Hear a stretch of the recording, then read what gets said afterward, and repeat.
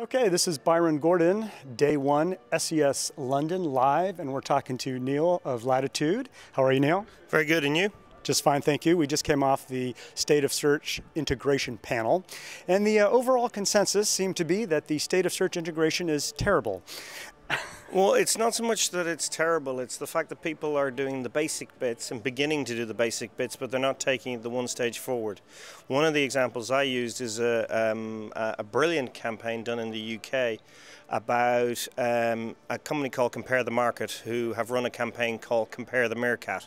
It's all over Twitter, it's very good, it's very dynamic. But if you type in the word meerkat, they're not bidding on it, and indeed one of their competitors is. It's just taking it that one stage forward, even for a very good campaign. And I suppose the point that I was trying to get across in the session was very, very much aimed at saying to people that what you need to do is to collect data and then try and work out which channels are working and which channels are not, and why.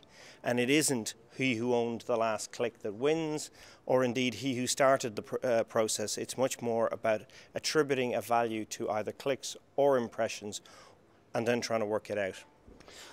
You said we need to look at a wide level of integration. Is this what you were just describing? What we need to look at is most companies do a lot of PR, potentially some TV, some radio, some national newspaper, local newspaper, some cinema. All these different things impact on what drives people to do search, and what you're trying to do is to try and evaluate the importance of each of those.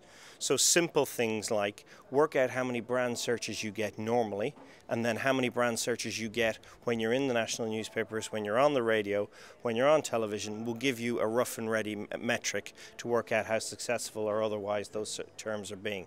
Now, by the same token, you can then make that significantly more complicated and significantly more involved.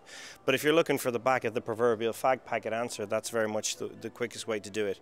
But we would recommend, particularly for people who have larger budgets, who are looking at doing it, is to try and integrate it all using a data island or similar, to pull all the data together to try and drive out a particularly intelligent answer that then will, in these recessionary times, allow them to cut the budget that's actually not worth it, rather than potentially cutting the one that is driving the traffic. Last question for you. We're in challenging economic times now, so for '09, is this a great opportunity for search to really shine in a challenging time like this?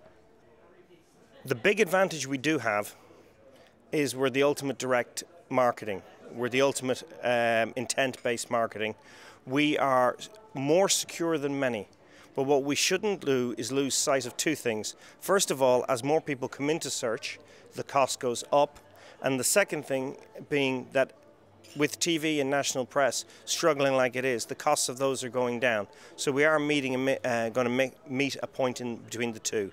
Now, what I think we're in a very strong position, but what we need to do is look at what drives it through and put together the best media mix, rather than just saying search is the answer, it's the only answer, and therefore we win. Neil, thanks so much for talking to us. Cheers. Good luck. Live, SES London, day one. Stay tuned for more.